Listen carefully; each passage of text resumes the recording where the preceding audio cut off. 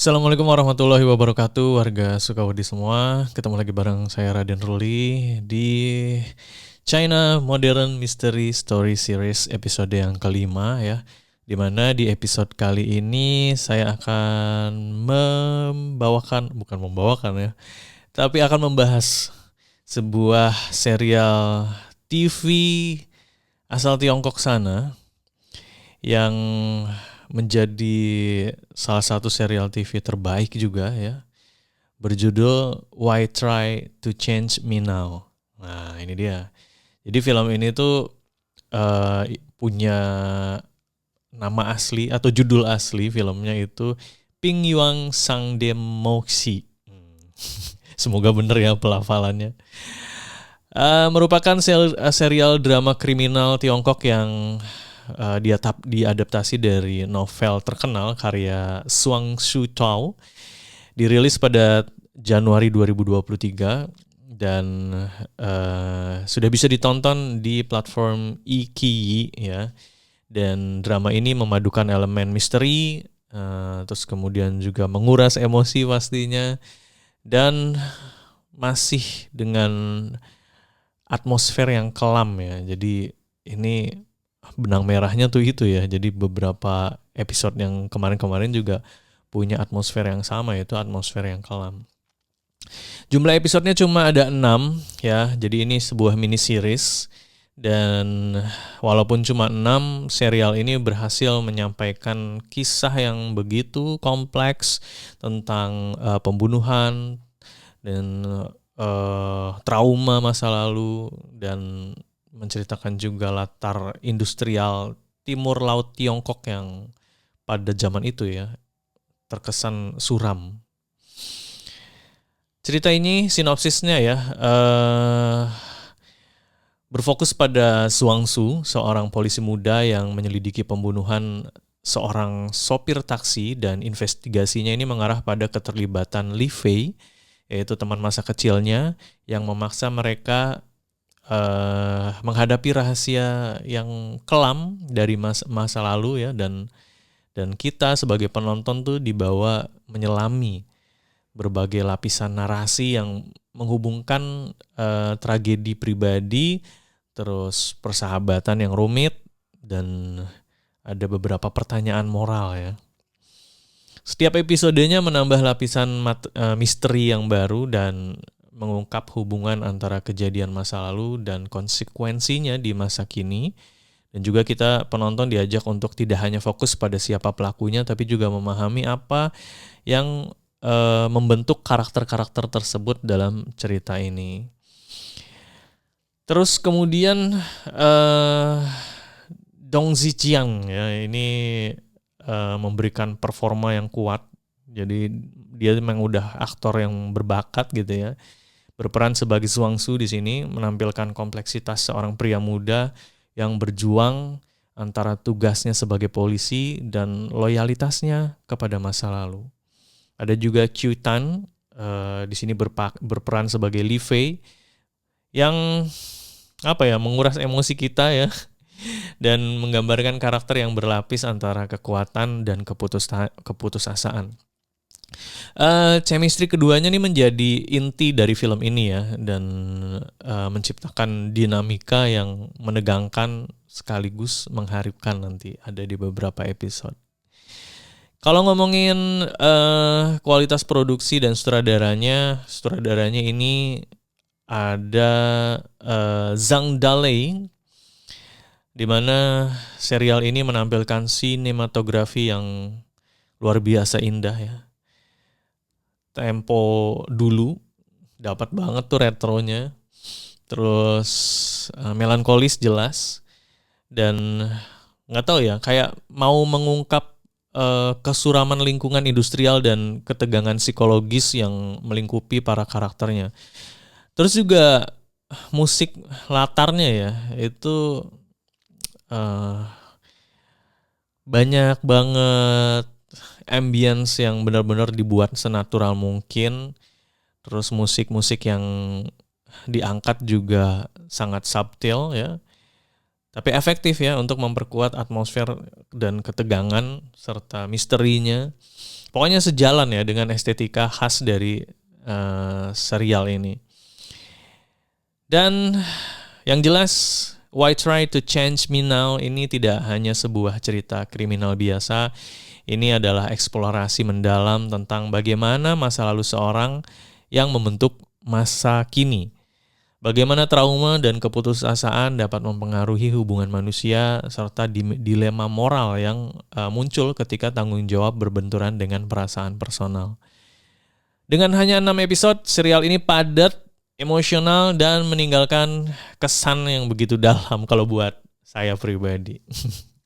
Pokoknya buat warga Sukawudi semua yang suka dengan drama kriminal yang apalagi dipadu-padankan dengan elemen emosional serta warga Sukawudi juga yang suka dengan atmosfer kelam dan begitu deep ceritanya ya, cocok nih ya. Why Try to Change Me Now ini layak sekali untuk diikuti. Narasinya juga bagus, skripnya bagus, karakter yang kompleks, visualnya tadi udah diceritain ya, sinematografinya yang luar biasa. Pokoknya bakalan berkesan. Nah, kita akan ceritain film ini seperti apa. Ya mungkin nggak sampai tuntas ya biar bikin penasaran. Ya udah langsung aja. Ini dia TV series dari Tiongkok ke sana. Why Try to Change Me Now.96年平安夜你干啥呢？平安夜是不是12月25号。 24？啊，24。小北，跪下。哎，闹的是不是太正式了？叫傅老师。傅老师，哎，爸这干啥呢？我大儿子，刑警。我操！这个案子跟我有关系呢。你跟我说啥人姓啊？人姓咋了？啊？你说人姓咋了？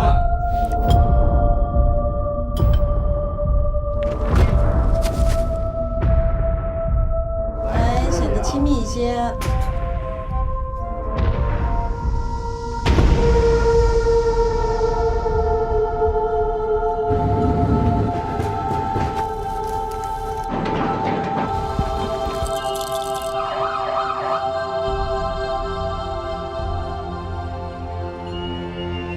庄硕，96年平安夜，你去了吗？确定了啊？确定了。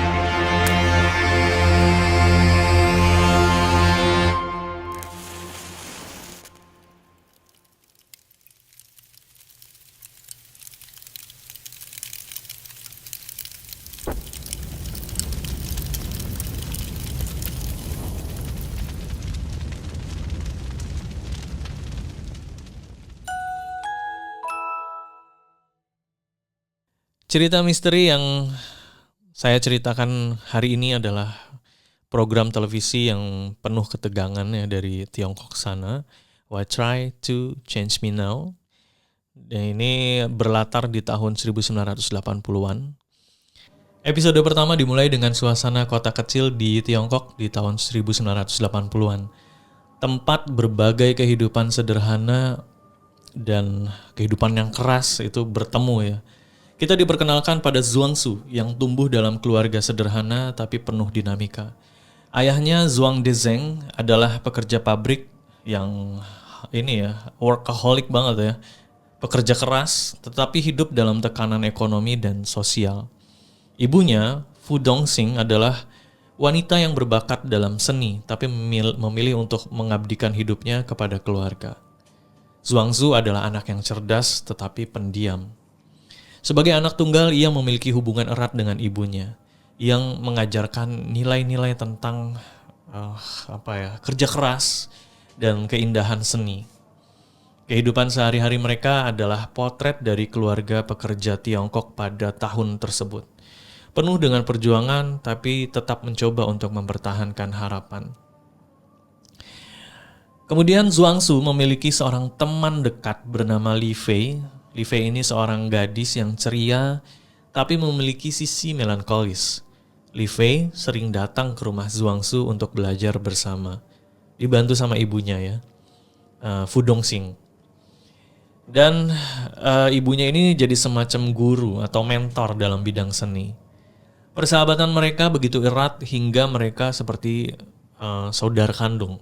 Tetapi Li Fei juga membawa beban emosional dari keluarganya yang hidup di ambang kesulitan ekonomi.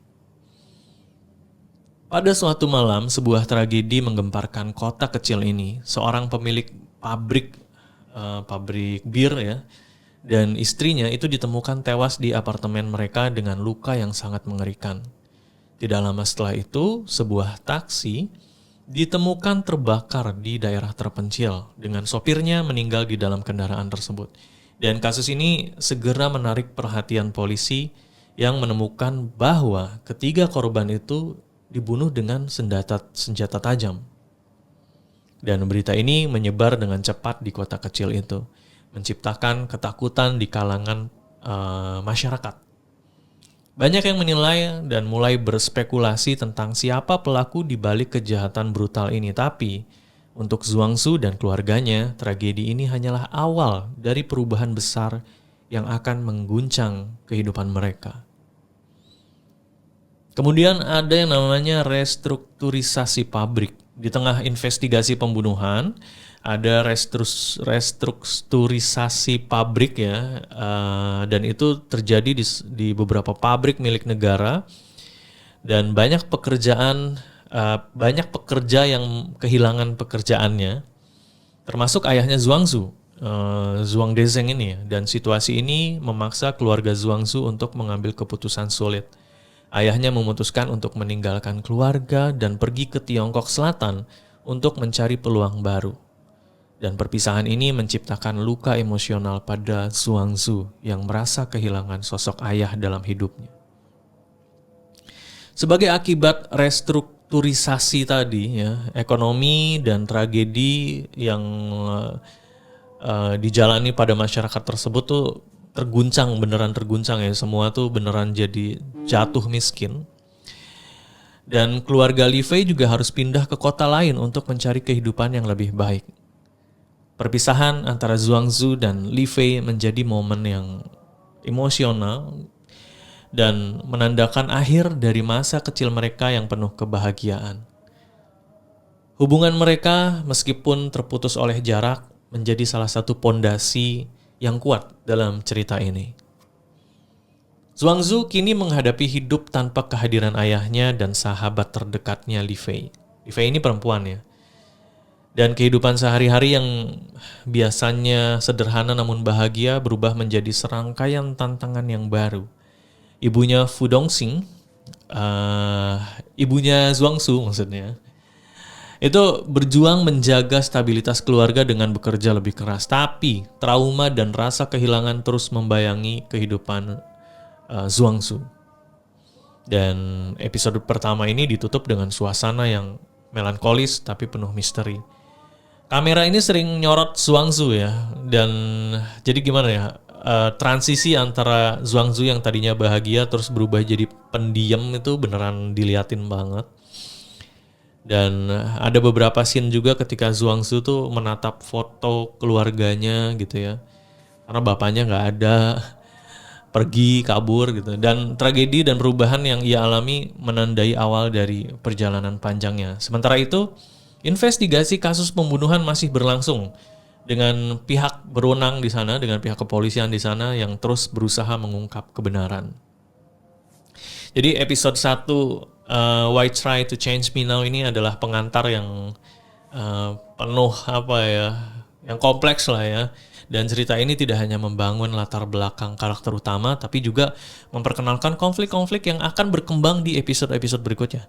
Dan dengan sinematografi yang tadi udah dibilang ya, yang indah, dan skripnya juga menyentuh, episode 1 ini beneran cliffhanger ya. Jadi menggambarkan tema tentang kehilangan, perubahan, tragedinya, dan kisah hidup seseorang yang berubah. Dan penonton juga diajak untuk memahami kedalaman karakter Zhuangzi dan rahasia kelam yang mulai terungkap di kota kecil itu. Kita beralih ke episode kedua. Jadi di episode kedua dari serial ini melanjutkan kisah dengan mengungkap lebih dalam hubungan antara karakter utama dan misteri yang menyelimuti mereka. Setelah perpisahan yang terjadi di episode sebelumnya, Zhuangzi dan Li Fei ini kembali bertemu saat mereka bersekolah di sekolah menengah. Pertemuan ini membawa kembali kenangan masa kecil mereka dan memperkuat ikatan yang sempat terputus. Li Fei yang selalu memiliki minat dalam seni berjanji kepada Zhuangzi untuk menyalakan kembang api pada malam Natal sebagai hadiah untuknya. Sementara itu, pihak kepolisian yang masih menyelidiki serangkaian pembunuhan memutuskan untuk melakukan operasi penyamaran. Beberapa petugas menyamar sebagai sopir taksi dengan harapan dapat memancing pelaku untuk beraksi kembali. Dan itu terjadi di malam Natal di tahun 1996. Ada seorang kapten polisi bernama Jiang Bufan mengambil alih tugas sebagai sopir taksi, menyamar sendirian. Dan pada malam yang sama, di malam Natal itu, Li Fei dan Li Solian ini menaiki taksi yang dikemudikan oleh Kapten Jiang. Di tengah perjalanan, Jiang mulai mencurigai Li Solian. Jadi Li Solian ini bapaknya Li Fei ya. Saya lupa tadi jelasin. Nggak tahu kenapa Jiang Bufan ini mencurigai Li Solian sebagai pelaku pembunuhan.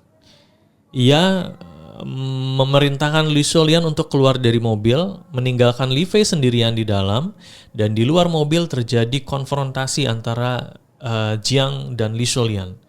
Secara tiba-tiba sebuah truk menabrak dan membalikan mobil taksi tersebut, dan pada saat yang sama terdengar suara tembakan dari Kapten Jiang Bufan.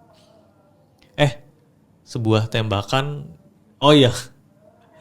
jadi terdengar suara tembakan dan Kapten Jiang Bufan ini meninggal di tempat. Hingga akhirnya ini semua berdampak kepada Zhuangzi. Kejadian tragis ini meninggalkan dampak mendalam ya pada Zhuangzi. Soalnya janji Li Fei untuk menyalakan kembang api pada malam Natal itu tidak terpenuhi karena kejadian itu ya. Jadi menambah rasa kehilangan dan kebingungan dalam diri Zhuangzi. Dan peristiwa ini menjadi titik balik dalam kehidupan Zhuangzi yang mulai mempertanyakan masa lalunya dan hubungan dengan orang-orang di sekitarnya.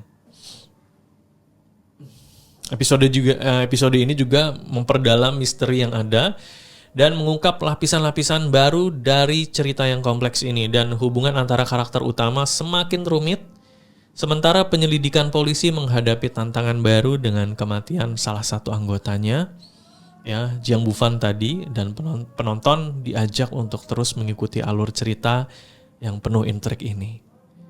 Kemudian kita ke episode yang ketiga. Episode ketiga dari Why Try to Change Me Now ini membawa penonton ke tahun 1999, memperlihatkan pengembangan karakter Zhuangzi dan dampak peristiwa dari masa lalu terhadap kehidupannya. Di tahun 99, Zhuangzi terlibat dalam perkelahian jalanan yang mengakibatkan dirinya ditangkap oleh polisi. Seorang petugas polisi menegurnya atas tindakan tersebut dan memberikan nasihat agar Zhuangzi menghindari masalah dan fokus pada masa depannya. Tak lama setelah insiden tersebut, Zhuangzi mengetahui bahwa petugas polisi yang menegurnya ternyata meninggal dunia. Dan kematian ini meninggalkan kesan mendalam pada Zhuangzi yang membuatnya jadi merenungkan jalan hidupnya dan keputusan-keputusan yang sudah diambil sebelumnya. Terinspirasi dari nasihat kematian dari polisi yang tadi, Zhuangzi memutuskan untuk mengubah arah hidupnya. Ia memutuskan untuk menjadi seorang polisi dan berharap dapat memberikan kontribusi positif bagi masyarakat dan mungkin bisa menebus kesalahan di masa lalunya. Pada tahun 2003, Zhuangzi lulus dari Akademi Kepolisian dan bergabung dengan kepolisian setempat. Ia ditempatkan di bawah bimbingan Zhao Xiaodong, seorang mentor yang berpengalaman dan terlibat banyak dalam penyelidikan kasus pembunuhan. Ya. Salah satunya adalah pembunuhan Kapten Jiang Bufan yang terjadi 7 tahun sebelumnya. Di tengah upaya penyesuaian diri dengan peran barunya, Zhuangzi yang sekarang menjadi seorang polisi dihadapkan pada kasus pembunuhan baru. Seorang petugas Cheng Guan ditemukan tewas dengan luka tusukan dan ini mengingatkan pada pola pembunuhan yang terjadi di masa lalu. Kasus ini menambah kompleksitas penyelidikan yang sedang berlangsung dan menantang kemampuan Zhuangzi sebagai polisi baru. Di episode ini menggambarkan transformasi Zhuangzi ya dari seorang pemuda yang banyak masalah menjadi seorang penegak hukum yang bertekad untuk mengungkap kebenaran. Hubungan dengan Zhao Xiaodong, mentornya ya, dan Zhuangzi ini menjadi elemen penting dalam pengembangan karakter dan alur cerita di episode 3 ini dan menambah kedalaman emosional dan dinamika. Terus kemudian kita berlanjut ke episode 4 di mana penyelidikan masih terus berlanjut setelah insiden tragis di tahun 1996. Li Fei mengalami kehilangan satu kakinya dan kini tinggal bersama kekasihnya Dr. Sun Tianfu. Kehidupan mereka kelihatannya tenang ya, tapi bayang-bayang masa lalunya yang menghantui. Dan kota kecil itu kembali diguncang oleh pembunuhan seorang petugas Cheng Guan yang ditembak mati. Dan penyelidikan mengungkap bahwa peluru yang digunakan ini berasal dari peluru dari senjata yang sama yang digunakan oleh Kapten Jiang Bufan di tahun 1996. Zhao Xiaodong dan Zhuangzi melanjutkan penyelidikan mereka terhadap kematian Kapten Jiang Bufan. Penemuan bahwa senjata yang hilang digunakan dalam pembunuhan terbaru menambah rumit kasus ini ya, dan menuntut mereka untuk menggali lebih dalam hubungan antara peristiwa masa lalu dan masa sekarang. Dan yang jelas episode ini menyoroti bagaimana masa lalu terus mempengaruhi kehidupan karakter utama dan menambah lapisan misteri dalam alur cerita. Belum lagi hubungan antara Li Fei dan Dr. Sun Tianfu ini yang mulai menjadi fokus ya. Dan kita lanjut ke episode 5. Episode kelima dari serial ini membawa penonton nih jadi lebih dalam ke dalam misteri yang menyelimuti kota kecil ini ya, dengan fokus pada penyelidikan yang semakin intens nih ya untuk mengungkap masa lalu di masa sekarang ya. Kemudian Zhao Xiaodong dan Zhuangzi, dua polisi ini melanjutkan penyelidikan mereka dengan mengunjungi klinik milik Dr. Sun Tianfu. Tapi mereka menemukan klinik tersebut sudah kosong, tanpa tanda-tanda keberadaan Dr. Sun atau Li Fei. Dan kecurigaan mereka meningkat, terutama setelah mengetahui bahwa Dr. Sun dan Li Fei ini berencana melarikan diri ke Mongolia. Dalam upayanya mencari petunjuk, Zhao dan Zhuang menemui ibu kandung Dr. Sun. Wanita tersebut mengungkapkan bahwa bertahun-tahun lalu ia meninggalkan keluarganya setelah mengambil semua uang mereka. Ia juga menginformasikan bahwa sponsor utama klinik Dr. Sun adalah seseorang bernama Li Shouwang yang memiliki seorang putri bernama Xiao Fei. Dan Zhuang segera menyadari bahwa Xiao Fei adalah Li Fei, teman masa kecilnya. Setelah mendapatkan informasi tersebut, Zhao mendesak untuk segera menangkap Li Shouliang dan Li Fei. Tapi Zhuang yang memiliki hubungan emosional dengan Li Fei menentang keputusan tersebut.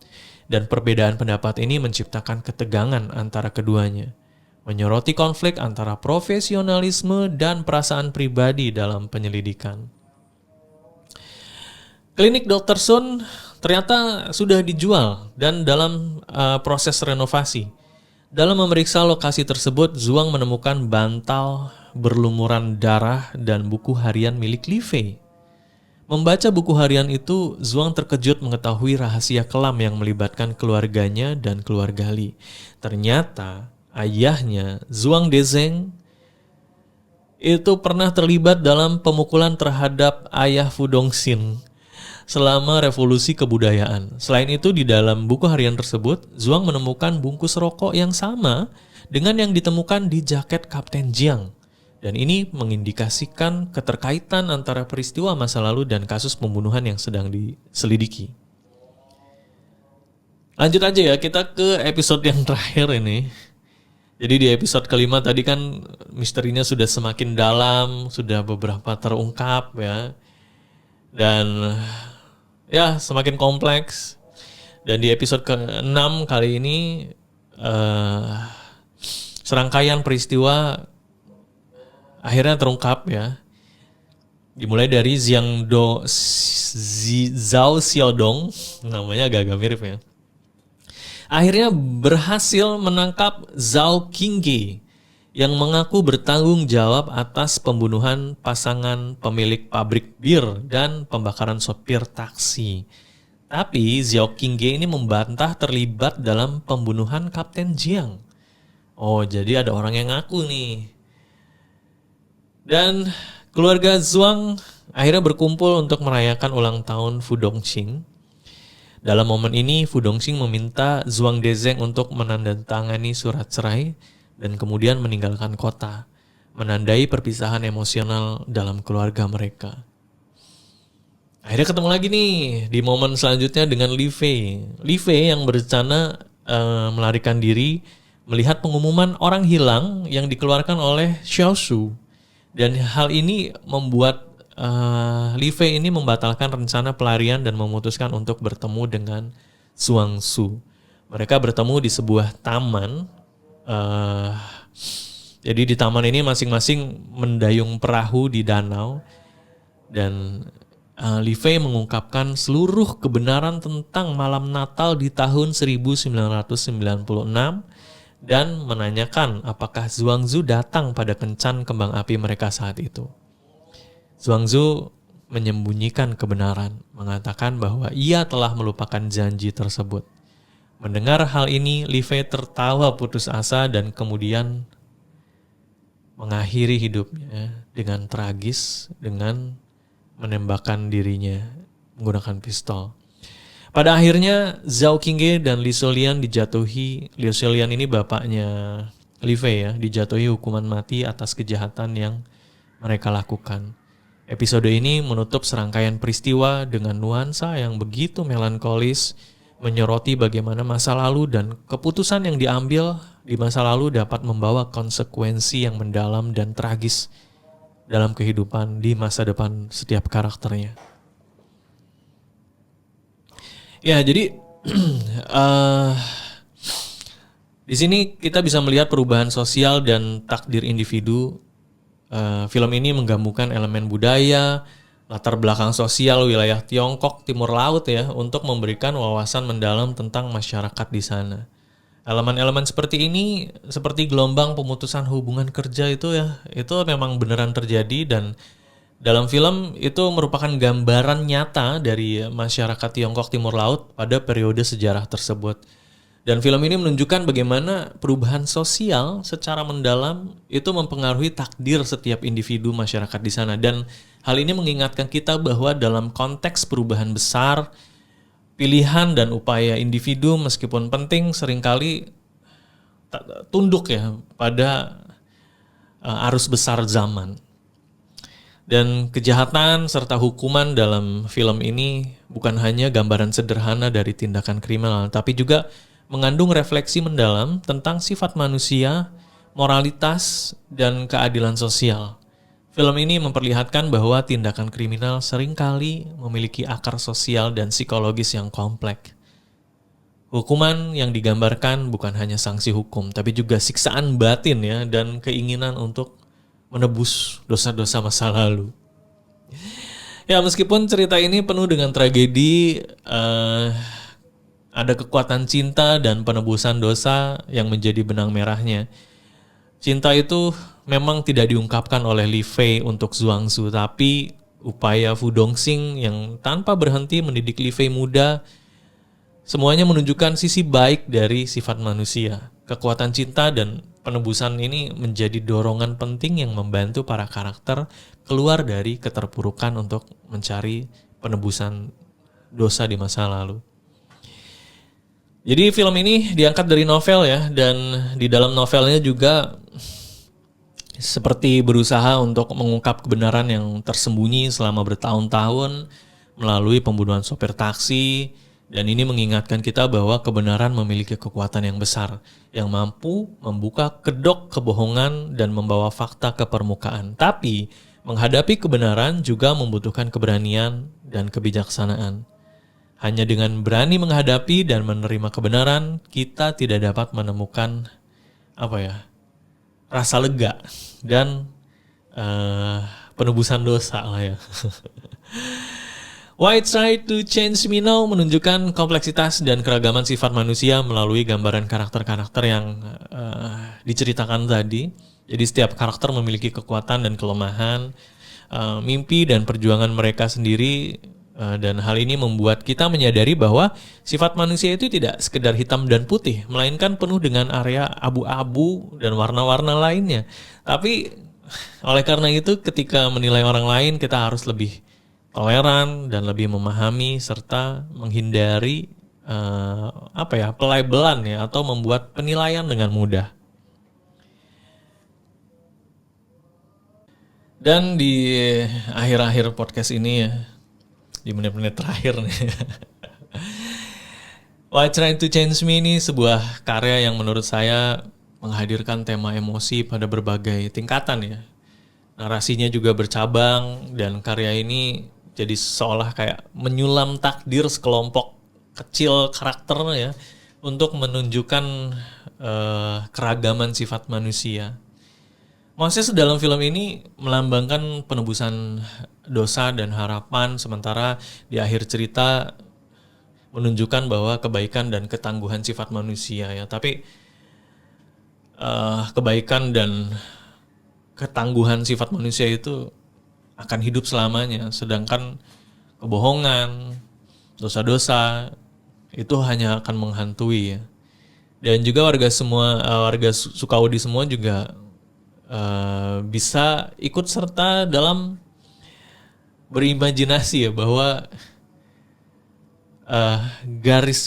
jadi apa yang ditanam, benih yang ditanam, bahwa nanti di kedepannya itulah yang akan dipanen gitu ya. Gitu gak sih? Kayak istilah seperti itulah. Oh iya, jadi sebenarnya film ini memiliki beberapa judul lain yang termasuk Moses in the Plain atau Pingyuang Sangde Moxi dan Fire on the Plain, dan judul internasionalnya ya tadi ya, Why Try to Change Me Now. Dan ini diambil dari sebuah lagu klasik karya Coleman dan Joseph McCarthy yang menyiratkan tema refleksi dan ketegangan personal di dalam ceritanya. Diangkat dari judul novel yang sama, di novelnya bahkan lebih dalam lagi ya diceritakan. Jadi beneran mengeksplorasi kehidupan di timur laut Tiongkok yang begitu ancur-ancuran, begitu keras, dan jadi tema utama sebenarnya di dalam novelnya. Kemudian lokasi syuting ini difilmkan di Hon Ho-hot ya, di Inner Mongolia, dan memanfaatkan landmark terkenal seperti Stadion Rakyat Ho-hot dan King Cheng Park. Dan lokasi ini memperkuat atmosfer industrial dan dingin ya, yang beneran mencerminkan suasana di film seriesnya. Serial ini bagian dari Light on Theater di platform Iki yang dikenal dengan produksi serial misteri berkualitas tinggi. Dan label ini sering menghadirkan cerita yang gelap, kompleks, dan mengedepankan sinematografi yang artistik. Kemudian berbeda dari kebanyakan drama kriminal yang lainnya, serial ini tidak hanya berfokus pada pengungkapan pelaku kejahatan, tetapi juga mendalami psikologi karakternya. Drama ini mengeksplorasi tema seperti trauma, loyalitas, dan dampak dari keputusan di masa lalu. Kemudian ngomongin sutradaranya, Zhang Deli. Ini sutradara serial ini dikenal dengan gaya penyutradaraan yang tenang tapi juga penuh arti, dan ia berhasil menghadirkan nuansa emosional yang dalam sambil tetap mempertahankan elemen ketegangan kriminal ya. Kemudian aktornya Dong Zijiang ya, pemeran Zhuangsu ini salah satu aktor muda yang sedang naik daun ya memang ya di Tiongkok sana, dan ia memberikan performa yang memukau dengan kemampuannya menampilkan sisi karakter kompleks di dalam seorang polisi yang dihantui oleh masa lalunya. Series ini memang singkat ya, hanya 6 episode, tapi narasi yang padat, tidak terburu-buru kesannya. Ini menjadikan tontonan yang ideal buat warga Sukawudi semua yang mencari drama pendek tapi berkesan. Dan prestasinya, nah ini ya, jadi memang film ini memang khusus untuk lokal masyarakat sana ya.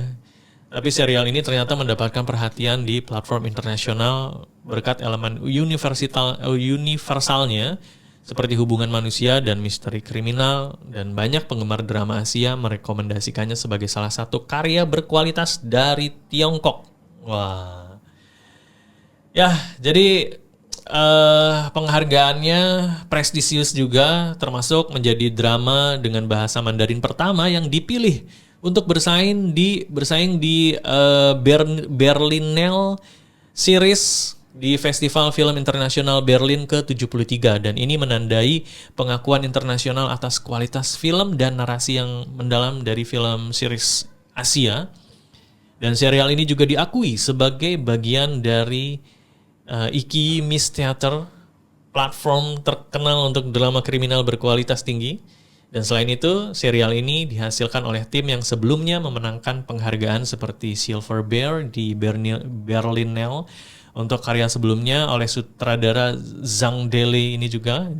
Dan keikutsertaan di ajang-ajang ini mencerminkan reputasi globalnya Zhang Deli sebagai serial yang sebagai sutradara yang memproduksi serial yang inovatif dan penuh makna. Luar biasa ya. Jadi silahkan kalau misalkan mau nonton bisa langsung aja ke Iki.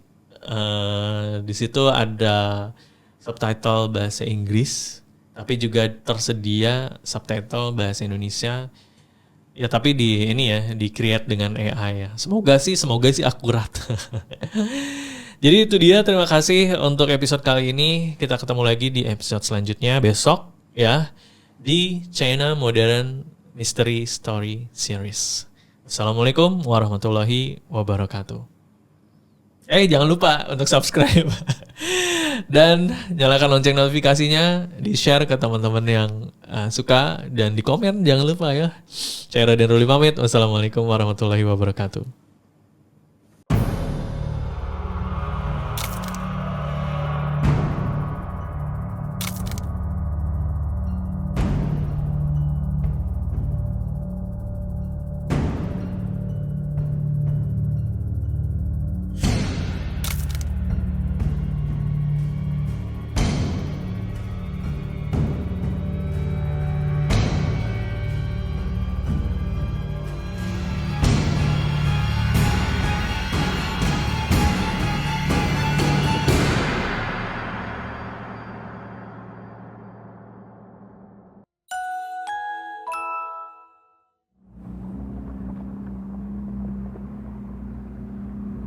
年平安夜你干啥呢？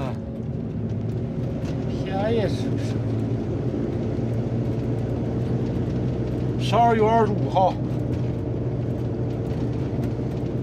24啊，24。小北，回家。哎，闹的是不是太正式了？叫傅老师。傅老师，哎，爸这干啥呢？我大儿子，刑警。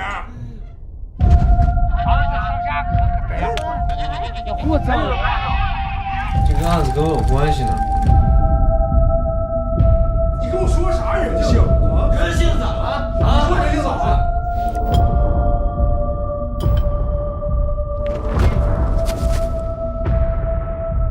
来显得亲密一些。